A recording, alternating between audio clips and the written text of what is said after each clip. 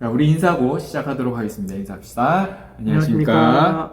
자, 오늘은 유진 피터슨 묵상 말씀 나누는 날입니다. 47일 차고요. 그리고 제목이 어떻게 되나요? 상실의 고통 가운데 하나님은 어디에 있는가? 라는 제목입니다. 상실의 고통이요. 네. 오늘 우리들이 함께 보실 말씀은 욥기인데, 욥기 하면 대표적으로 고난에 대해서 많이 나오지 않습니까? 네. 보니까 이 뒤로도 계속 욥기가 이어지더라고요. 그러니까 앞으로 이 고난에 대해서 우리가 생각을 해보고, 과연 우리 기독교 안에 고난은 어떤 의미가 있고 어떻게 올바르게 찾아갈 수 있는지에 대해서 얘기를 해보려고 합니다. 그 중에 오늘은 첫 번째 시간으로 욥기에 대해서 간단하게 전반적인 설명을 이렇게 하는 그런 시간이 되겠습니다. 오늘 본문은 욥기 42장 5절로 잡았더라고요. 그래서 저는 맞아요. 처음에 이제 전도사님께 이 자료를 받았을 때 유진 피터슨 목사님이 워낙 이렇게 점프도 많이 하시고 그 묵상을 지나치는 경우도 있다 보니까 욥기는 그냥 한 편으로 끝나는 건가 하는 생각이 먼저 들었어요. 왜냐면 본문의 거의 마지막 후반부에 나오는 얘기잖아요. 저도 그런 줄 알았어요. 네네. 근데 이제 전도사님한테 들어보니까 뒤에 아무래도 욥을 더 다룬다고 하더라고요. 욥기 어려운데. 그렇죠. 그래서 이제 아무래도 이제 유진 피터슨 목사님이 제일 먼저 하시는 장면들이 욥기의 이제 결론부에 가서 욥기의 전반적인 분위기와 흐름을 잡고 그리고 이제 앞에 내용을 살펴보려고 하시는 것 같아요. 아마도 여러분들이 유진 피터슨 목사님 좀 아시면 개인적으로 아시거나 책을 좀 개인적으로는 알 수는 없겠죠. 개인적으로 좀 관심이 있어서 책을 많이 보신 분들은 이 유진 목사님이 특히 고난과 고통에 대해서 굉장히 좋은 책들을 많이 쓰신 걸로 제가 기억하고 있습니다. 그래서 그런지 욥기에 대해서 이제 많은 본문들을 다루고 있더라고요. 그래서 저희들은 그 첫 번째 시간으로 한번 보려고 합니다. 제가 먼저 말씀 읽도록 하겠습니다. 욥기 42장 5절이고 세 번역어를 읽도록 하겠습니다. 예, 마지막 거의 결론 부분이죠. 그렇죠. 거의 마지막 부분입니다. 주님이 어떤 분이시라는 것을 지금까지는 제가 귀로만 들었습니다. 그러나 이제는 제가 제 눈으로 주님을 뵙습니다. 라고 고백을 하고 있습니다. 그러니까 욥의 내용들이 저희들이 너무 잘 알고 있듯이 욥이 어느 날 갑자기 이유를 알 수 없는 그 고난이 막 다가오잖아요. 그러니까 오늘 그 본문의 제목처럼 상실이 엄청나게 일어나잖아요. 맞아요. 재산도 자녀도 뭐 종들도 모든 것들을 하루아침에 다 잃어버리게 되고 건강도 잃어버리게 되어지는 수많은 상실을 겪게 되고 그 뒤에 욥의 세 친구가 찾아와서 이제 욥의 문제에 대해서 함께 이야기를 나누고 거기에 대해서 이제 계속 옥신각신하고 지나가고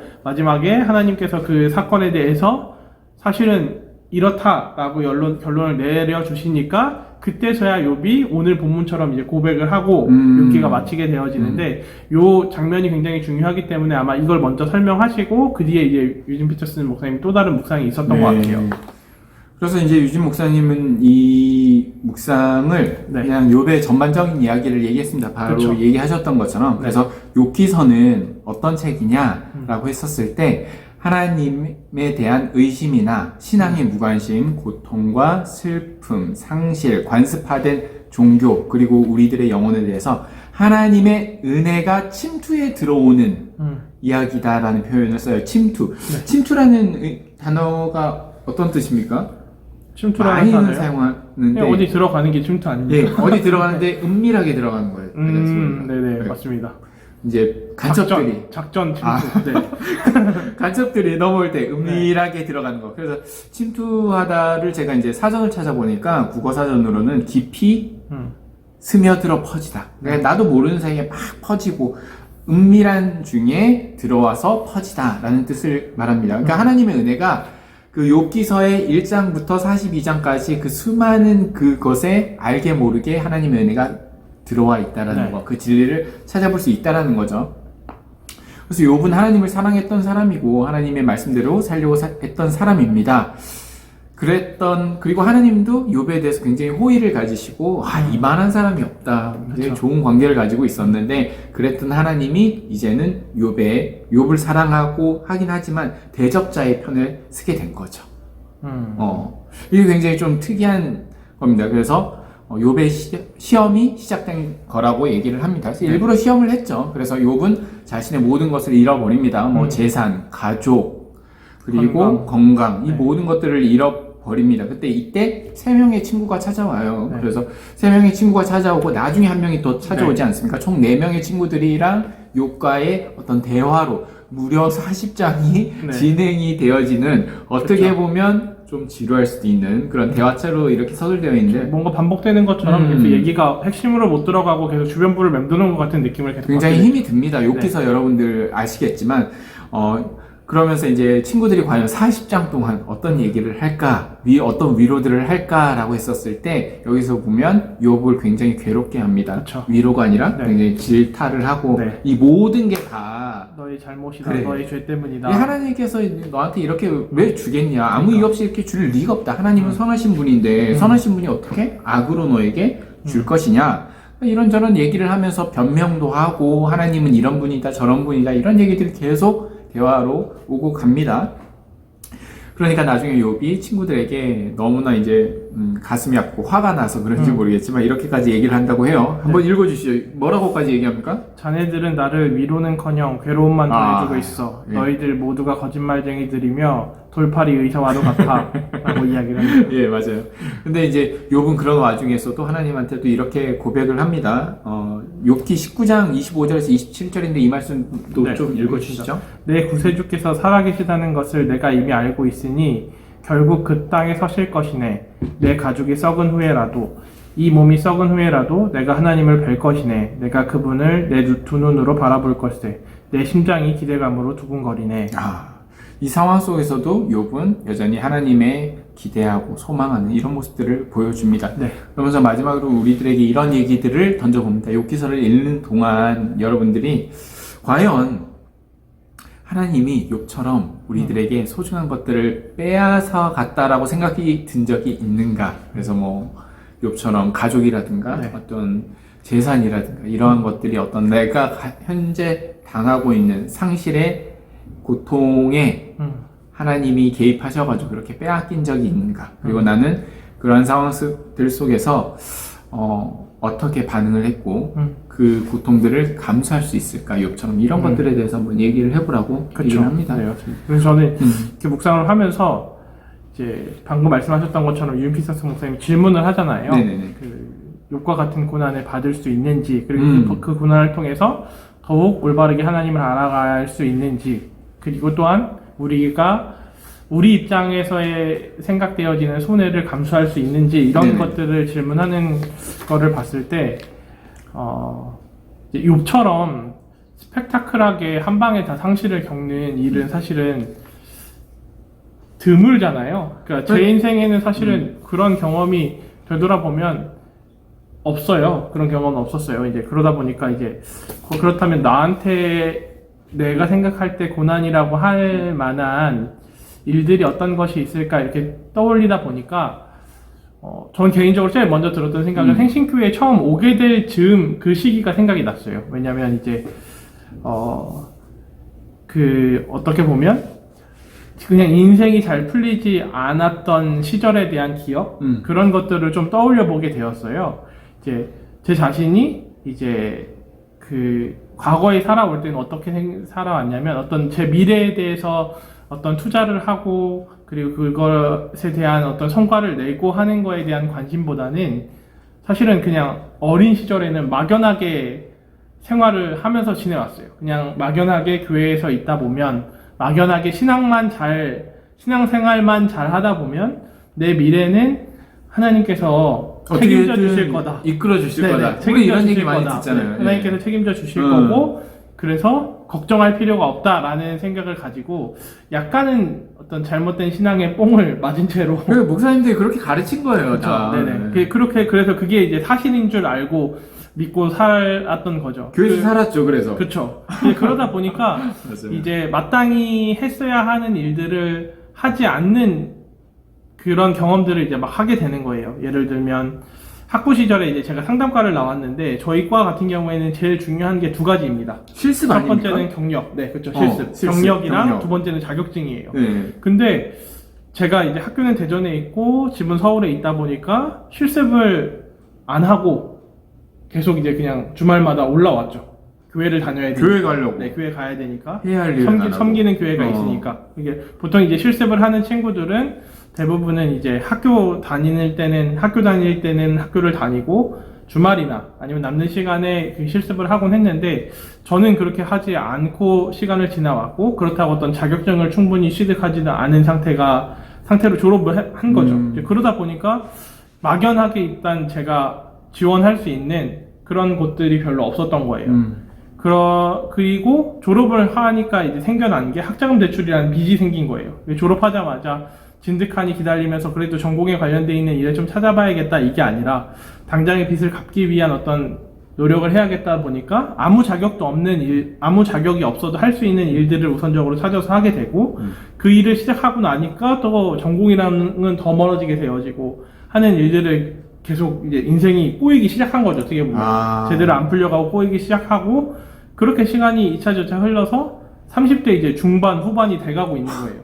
그러다 보니까 이제 그쯤 되니까 현실적인 세계와 그런 것들이 이제 시각에 들어오고 있는 거예요. 이제 정신을 차리는 네, 거예요. 이제 정신을 차린 거예요. 어떻게 보면 이제 정신을 차린 거예요. 그래서 내가 생각할 때는 그냥 살아가면 내 인생이 어떻게든 될 거라고 생각했는데 그렇지가 않네 라는 생각이 들고 그러다 보니까 이제는 제 인생의 어떤 그런 가치들이나 생각들이 이제 다 결정이 되어져 버린 거예요.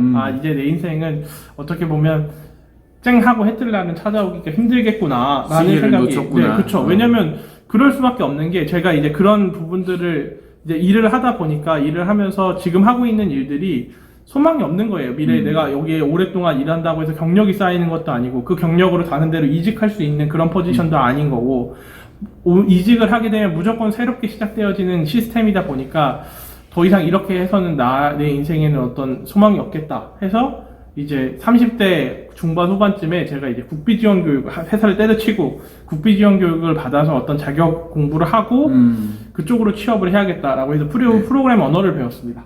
언어를 배웠는데 배우고 나서 이제 학원에서 알선하는 곳이랑 제가 그냥 이력서를 지원할 수 있는 곳들을 이제 지원을 해봤는데 한 30곳 정도 이력서를 낸 것 같거든요. 제 기억에. 그러니까 6개월 동안 교육을 받았고 나머지 이제 6개월 동안은 이력서만 계속 넣어봤어요. 근데 이제 한 30곳 정도 이력서를 보내봤는데 아예 그 서류 전형 통과를 한 곳이 단 한 곳도 없었습니다.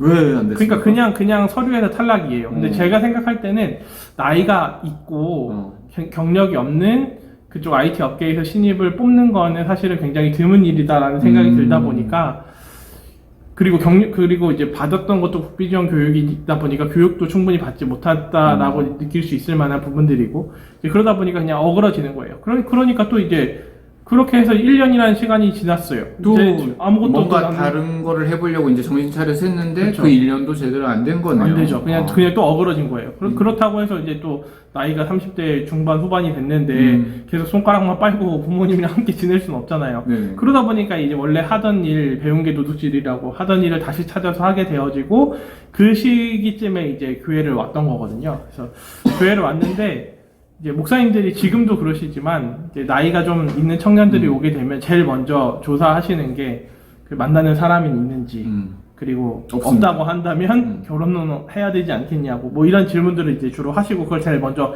해결하시고자 많이 노력하시잖아요. 근데 그때 이제 제가 드렸던 말씀이 그런 식의 말씀을 드렸었어요. 목사님 제 인생을 이렇게 살아와 보니까 그리고 지금 현재까지 와 있는 제 인생을 보니까 아까 말씀드렸던 것처럼 어떤 쨍하고 해뜰 날 그리고 밝아 보이는 어떤 미래 이런 것들이 잘 보이지 않는다. 그러니까 계속해서 어두울 것 같고 계속해서 힘든 시간이 있을 것 같은데 이런 상황에서 내 삶에 누군가를 동참시키는 것, 참여시키는 것 자체가 굉장히 이기적이고 나쁜 행동이다라는 생각이 든다.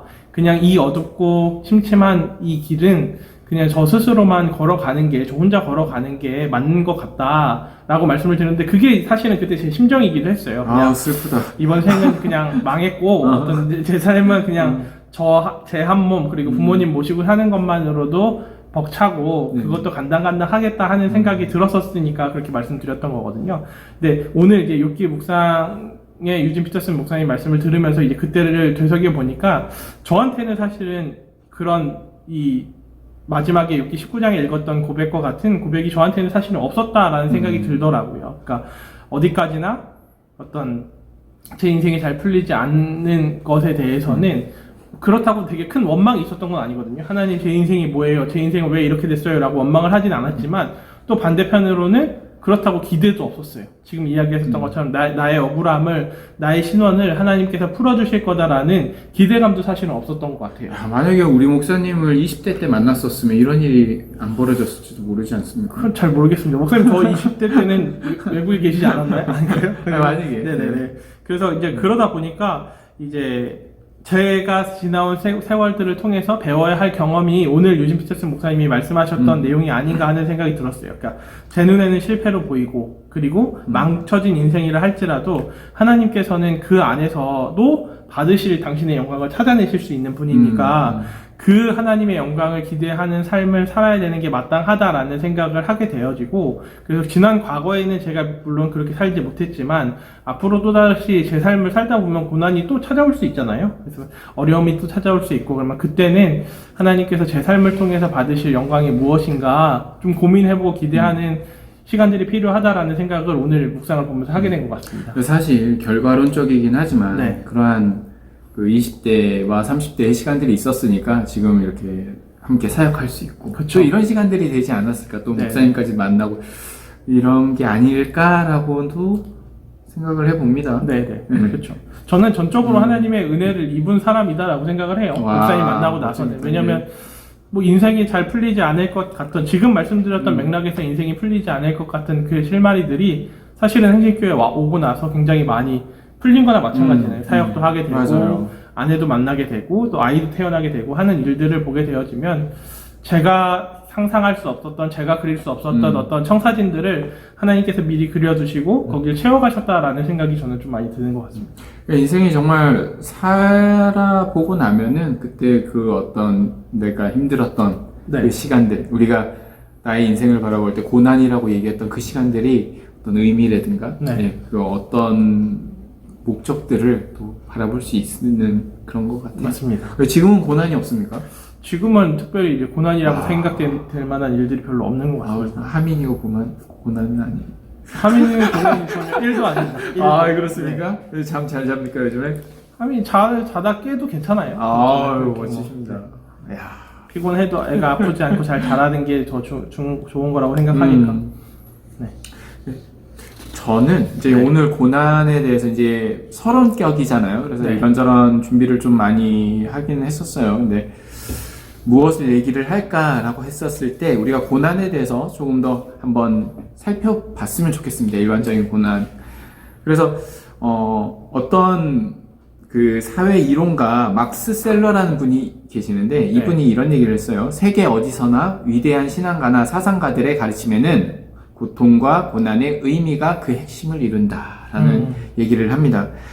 뭐 기독교뿐만 아니라 저희들도 이제 고난에 대해서 계속해서 얘기하게 되겠지만 기독교뿐만 아니라 불교, 무슬림, 뭐 무속신앙, 그리고 철학, 심지어 철학이나 인문학적인 그런 곳에도 이 고난은 항상 굉장히 좋은 주제고, 그걸 어떻게 풀어가냐, 이 방법들이 너무나 다양하고 굉장히 핵심적인 질문이고 소재라고 하는 것입니다. 그래서 근데 또 아이러니하게도 현대 살아가는 오늘날 우리 이 시대가 고난을 가장 두려워하고 고난을 싫어하는 시대라고 해요. 근데 웃긴 건 뭐냐? 고난이 가장 적어요. 그렇습니까? 네, 왜 제가 이렇게 얘기를 하냐면, 네. 불과 200~300년 전만 하더라도 우리 아이들 많이 나왔잖아요. 태어나면은 그쵸. 사실 우리가 돌을 챙겨주잖아요. 네. 예, 뭐 친인척들 다 불러가지고 왜냐하면 1년 동안 살아있는 아이들이 별로 없었어요. 굉장히 적었다고 합니다. 네, 네.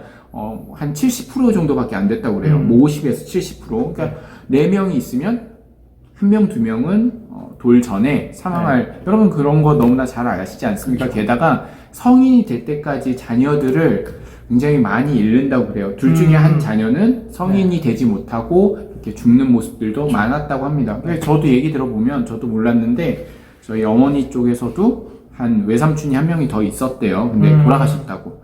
그래서 되게 사람들이 빈번하게 많이 죽고 그랬다고 해요. 그래서 한 역사학자는 이런 얘기를 합니다.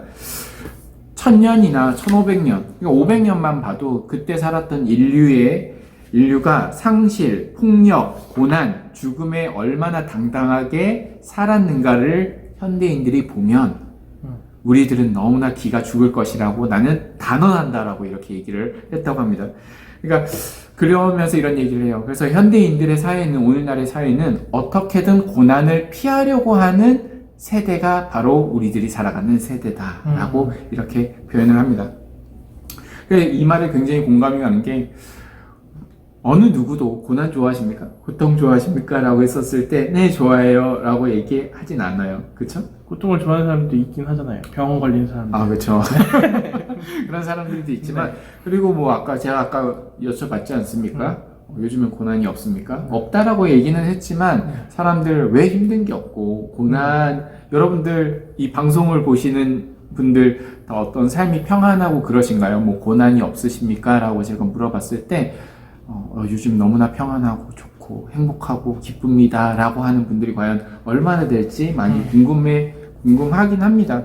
이제 많은 사람들이 고난에 대해서 실제로 겪고 있고 무서워하고 두려워하는 게 오늘날의 세대가 아닌가라는 생각을 해봅니다. 그래서 우리가 조금은 잘못된 신앙 가운데 하나가 하나님을 내가 제대로 믿지 못했어. 아까 요배 친구들이 그런 얘기를 했잖아요. 네, 그렇죠. 인과응보. 네. 하지 못했기 때문에 고난을 당한다. 이렇게 하기 때문에 더 열심히 믿어야 된다. 이렇게 겁박 주시는 분까지 있을 정도로 우리는 고난에 대해서 굉장히 힘이 들어해요. 그래서 고난을 바라보는 몇 가지 그 관점들이 있는데 네. 제가 이제 한 4-5개 한번 해왔습니다. 첫 번째로는 윤리적 관점이 있어요. 쉽게 말하면 뭐냐? 업보라는 말이에요. 업보가 뭡니까? 내가 잘못한 게 있어서 그거에 대한 이제 자업자득이라는 말이에요. 그래서 그걸 받는 거죠. 여러분들 그런 얘기 하잖아요. 내 자식이 잘못되는 거는 내가 잘못 살았어. 이게 다 내 탓이네. 그런 거 아닙니다, 여러분. 그리고 그러다 보니까 바르게 살지 못하는 것에 대해서 고통과 고난이 따른다라고 이렇게 얘기를 하고 있는 거예요. 그래서 예전에 그런 거 많았잖아요. 우리나라 무속신앙 보면은 저주받은 집안, 이 집은 대대로. 그렇죠. 요즘에도 좀 그런 게 있는 것 같아요. 부모 보고 집안 보고 해야 된다는 거 보면은 명문이야 저 집은 이런 거. 우리나라 특히나 이제 유교 사상 그런 거 좋아하지 않습니까? 네. 게다가 이제 그리고 대표적인 사상이 기독교도 그런 게 있지만 윤회 사상 이런 거 있지 않습니까? 인생은 돌고 돌아서 다음 생에 태어나면은 어떻게 살아면 그 업보를 다 없애야 돼. 네네. 그러면 세상을 열심히 착하게 좋은 모습으로 살아가야 되는 거야. 그럼 죄들이 하나씩 까지는 거죠. 그렇죠. 그러면 이 사람들이 해탈해서 열반에 든다. 이게 윤회 사상인데 이런 거예요. 두 번째는 뭐냐면 자기 초월적인 관점이 있어요. 이건 뭐냐면 고난이 오는 이유는 내가 욕심이 많아서 그런 거야. 고난이 많은 거. 내가 돈을 많이 벌고 싶은데 내가 가진 게 없어요. 조금만 더 있으면 아파트를 사고 싶은데 쉽게 말하면 돈이 없네. 그럼 어떻게 삽니까? 대출을 받아야죠. 그렇죠. 대출을 딱 땡겨서 아파트를 일단 구입하고 조금씩 갚아나가는 그런 방법들이 있죠. 근데 이제 금리를 올린다고 하던데 대출 받고 이렇게 부동산 법이 변화되고 있지 않습니까? 그럼 이렇게 되다 보면 어떻게 되냐면 한순간에 가격이 와르르 무너져 내리는 버블이 빠져버리는 그런 상황들이 가끔 오기도 합니다. 근데 이런 것들이 그러니까 내 욕심 때문에 내가 망했다라는 거예요. 사업 무리하게 확장하고 이게 이 모든 고난의 원인이 뭐냐? 내 욕심이다. 그래서 어떻게 해야 되냐? 불교의 대표적인 사상 무상 무념무상. 네. 불교가 아니잖아요. 네. 제가 교회에서 알려드리는 네. 무념무상. 네. 욕심을 없애야 된다. 욕망을 그렇죠. 욕망을 없애는 게 고난이 없는 법이다. 이렇게 두 번째 관점이 있고요. 세 번째는 숙명론적 관점이 있어요. 이건 뭐냐? 이거는 성공한 사람들이 많이 써먹는 거예요. 지금의 나로 만든 건 뭐냐? 고난이 있어.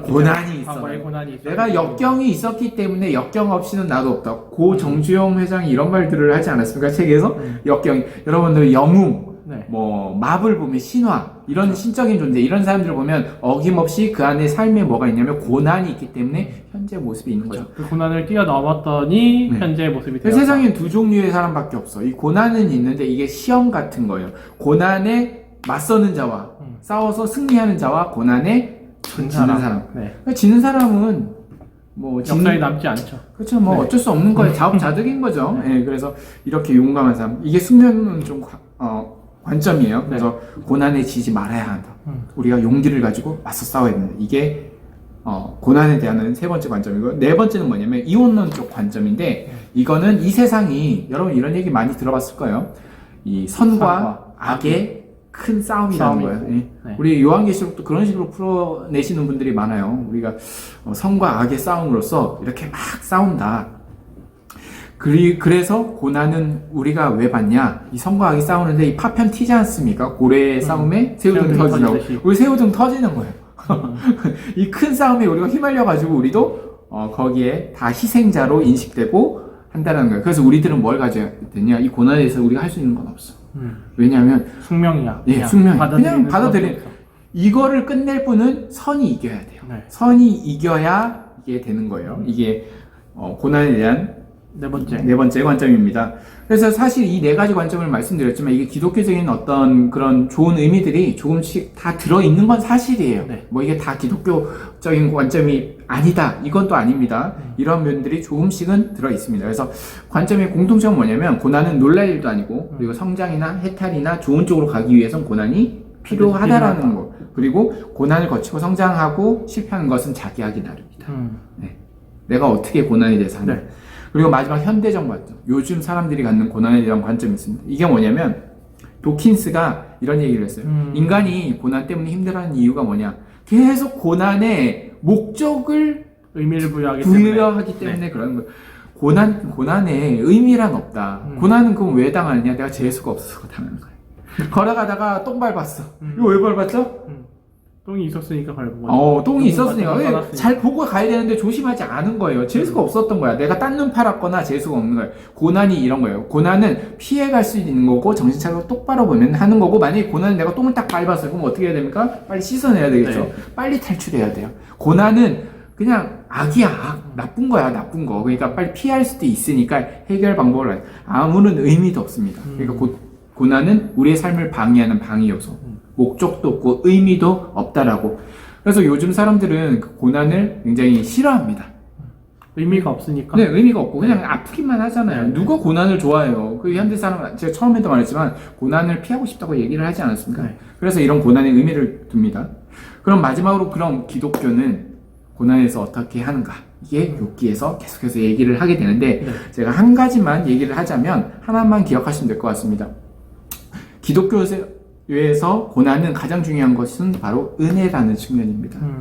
우리는 왜 고난에 대해서 어떻게 반응해야 되는가? 하나님께서 아무런 자격이 없는 우리를 받아주시지 않았습니까? 하나님의 은혜로. 그렇기 때문에 우리는 그 고난이 우리들에게 올지라도 이 고난에 대해서 견딜 수 있는데 어떻게 견딜 수 있냐면 우리가 기쁜 마음으로 하나님을 바라보면서 견딜 수 있어야 된다라고 하는 겁니다. 근데 힘들고 아픈데 어떻게 우리는 기쁘게 기쁜 마음으로 하나님을 찾아뵙고 그 가운데서도 미소 지을 수 있을까라고 했었을 때 혹자는 그래요. 우리가 결국은 우리 죽고 나면 하나님께서 이거 다 갚아주시지 않겠느냐. 소망이 있지 않겠느냐. 소망 붙잡고 살아가야 되지 않겠느냐라도 얘기하지만 많은 분들이 이렇게 표현을 합니다. 우리가 고난 가운데 그리고 극심한 고통 가운데 특히나 선교사님들이 정말 말 문자 그대로 목숨을 잃어가는 데에서도 하나님께 기도하면서 기쁜 마음으로 그 자리를 감당할 수 있는 이유는 바로 고난의 순간에 하나님을 바라볼 수 있기 때문이다라고 이렇게 얘기를 해요. 네. 왜냐하면 이 하나님 힘들면 힘들수록 하나님과 더 가까워지고 네. 그러니까 상념 무상 무념들이 아까도 뭐 그랬잖아요. 고난은 욕심이다. 네. 맞는 의미들 표현들이 있어요. 욕심들이 다 거쳐지고 다 보면은 하나님과 더 가까운 관계 속에서 들어갈 수 있고 하나님의 올바른 의미에 대해서 생각해보고 고민해볼 수 있기 때문에 고난은 우리가 영적인 시선을 하나님께로 더 모을 수 있는 그런 통로가 될 수 있다. 그렇기 때문에 우리가 고난 가운데 하나님을 더 찾을 수 있고 신앙이 더 깊어질 수 있다라고 얘기를 합니다. 그래서 고난은 기독교에서 고난은 압도적으로 힘들다라고 얘기를 힘이 들어요. 압도적으로. 그리고 고난은 불공평합니다. 모든 사람이 똑같이 오지 않아요. 불공평하고 그래도 고난은 의미가 있으며 고난에는 목적이 있다라고 이렇게 얘기를 합니다. 그래서 저는 이 여러분들이 고난 가운데 분명히 있을 거라고 생각을 합니다. 그리고 이해하지 못할 고난의 의미, 의도 잘 알지는 못하겠지만 모른다고 할지라도 그 고난 속에서 하나님과 더욱더 가까워졌으면 하는 그런 마음이 또 있습니다. 예수님도 돌아가실 때 보면은 십자가에 돌아가시기 전에 이 하나님께서 옮겨달라고 하나님이 하실 수 있으시면 네. 왜냐하면 그 가는 그 자리가 너무나 힘들다라는 거 아셨기 때문에 그렇습니다. 뭐 고난이 안 아플 리가 없잖아요. 때리는데 어떻게 안 아픕니까? 아프고 힘들지만 그래도 그 가운데 예수님은 하나님이 마련하신 그 길을 걸어가면서 하나님과 더욱 깊은 관계에 들어가고 그 목적을 이루는데 분명히 한 발자국 한 발자국 했기 때문에 고난을 스스로 감당해 주셨습니다. 그 은혜가 우리들에게 그대로 전해져 있습니다. 이 은혜를 믿는 사람들은 그 고난의 자리에서 도망가거나 회피하거나 잠자코 있거나 이런 것이 아니라 그 가운데 하나님을 바라보면서 하루하루 견디면서 살아갈 수 있는 게 아닐까라는 생각을 해보게 됩니다. 우리 마지막으로 마무리 멘트 해주시죠. 네, 저는 이제 전도사님 말씀해 주셨던 일반적인 고난의 의미들에 대해서 생각을 해보면서 욥기의 내용이 그것을 다 이야기하고 있는 것, 반론을 제기하고 있는 것 같은 그런 느낌이 좀 많이 들었어요. 그러니까 마지막으로 이제 예로 들었던 도킨스는 재수가 없을 뿐이다 라고 이야기를 하고 피할 수 있으면 피하라 이건데 사실은 욥기에 나오는 고난은 재수가 없지 않잖아요. 아무런 욥이 무언가를 하지도 않았고 그냥 어떤 하나님과 사탄의 대화 가운데 하나님이 사탄에게 욥을 자랑하고 욥과 같은 사람 본 적 있냐라고 자랑을 하고 욥과 같은 사람이 없기 때문에 욥이 고난을 당하는 거니까 그런 부분들이 어떤 앞에 이야기했었던 그런 관점들에 대해서 충분히 다른 견해들을 생각해 볼 수 있는 그런 책이 욥기가 아닐까 하는 생각이 듭니다. 앞에 말했던 그 내용들이 다 욥기 안에 대화 안에 다 들어있습니다. 그래서 여러분들이 이 욥기서를 저희가 묵상하는 기간 동안 우리 고난에 대해서 다시 한번 생각해보고 고민하는 시간들이 되었으면 좋겠습니다. 그럼 오늘 영상 여기까지 하도록 하겠습니다. 인사하고 마치겠습니다. 여러분 감사합니다.